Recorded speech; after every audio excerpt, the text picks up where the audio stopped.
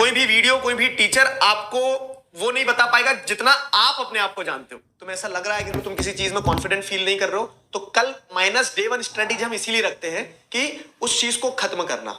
बहुत ज्यादा नया मत पढ़ने की कोशिश करना, लेकिन जो एसेंशियल है उसको कंसोलिडेट करना। ठीक है, एक दिन है, एक दिन और तुम्हें अपना बेस्ट देना है। 7 तारीख के दिन तुम झंडे गाड़ के आओगे, मुझे पूरा पूरा तुम्हारे ऊपर कॉन्फिडेंस है। ठीक है, अब अगर जैसे आगे बढ़ते हैं यहां पे अपन, तो केस क्या है ना, 6 तारीख का पूरा दिन है। अब हमने जो इनिशियल स्ट्रैटेजी बनाई थी, तो इस दिन तो हम कुछ नहीं करने वाले थे, इस दिन पूरा दिन तुम्हें दे रहा था मैं।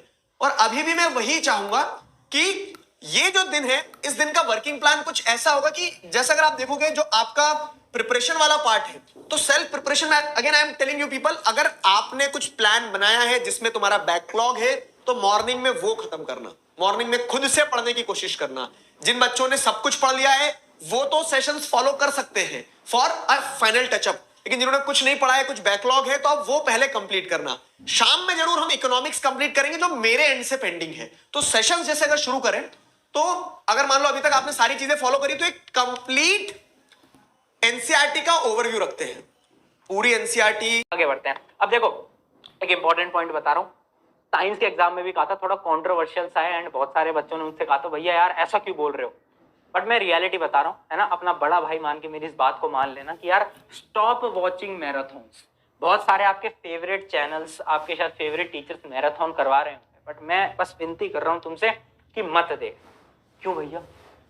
उसके पीछे का सिंपल सा रीजन ये है, मैराथन उन लोगों के काम आती है जिन्होंने अभी तक कुछ नहीं पढ़ा, जिनको बस पास होना है, जिनको 40-50% लाना है, ठीक है, उनके काम आती है। अगर तुम एक वो स्टूडेंट हो जिसने सिलेबस थोड़ा बहुत पढ़ लिया है, मैराथन मस्त देखो। तुम रिवीजन पे फोकस करो, तुम अपने वो जो वीक टॉपिक्स हैं उनको स्ट्रॉन्ग करो, रिवाइज करो, वीक टॉपिक्स को स्ट्रॉन्ग करो, रिवाइज करो, वीक टॉपिक्स को स्ट्रॉन्ग करो। मैराथन में टाइम खराब होता है, 6-6, 7-7 घंटे रिवीजन नहीं होता है, तुम्हें भी पता है, मुझे भी पता है, बट तुम इसलिए देखते हो क्योंकि तुम्हें वो टीचर से प्यार होता है, वो टीचर तुम्हारे फेवरेट होते हैं, इसलिए तुम उस 5-5, 6-6 घंटे की मैराथन को देख रहे होते हो, जिसका तुम्हें भी पता है फायदा उतना नहीं होता, ये अंदर से तुम्हें भी पता है। बट देख लो, मेरी अगर बात मान सकते हो तो इतनी मान लेना।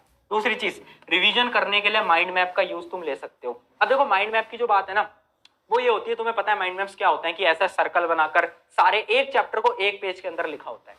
या तो तुम्हारे पास कोई शॉर्ट नोट्स हैं, मतलब 1 या 2 पेज के अंदर पूरे का पूरा चैप्टर समाप्त कर रखा है। अगर तुम्हारे पास शॉर्ट नोट्स नहीं है तो माइंड मैप्स को फॉलो करो। अगर तुम चाहते हो मैं ही तुम्हें माइंड मैप्स दे दूं तो कमेंट में मुझे बता देना, मैं टीम से बनवा दूंगा, एग्जाम से एक दिन पहले टेलीग्राम पे डाल दूंगा, क्योंकि माइंड मैप्स का काम एक दिन पहले ही होता है, उससे पहले कुछ काम आ नहीं रहा होते।